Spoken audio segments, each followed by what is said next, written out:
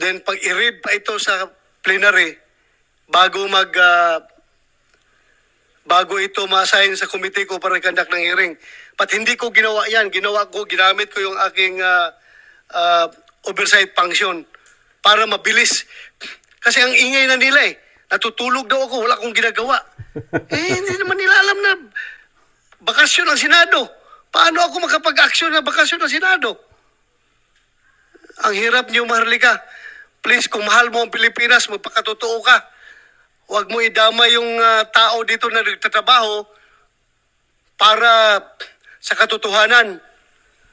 Ay, nako. Oh, yan po mga katambay ang ang hinanakit ni Senator Bato kay Maharlika na sa kabila raw po ng bakasyon ng Senado at siya pinaparatangan pang nalagyan o nasuhulan ng First Lady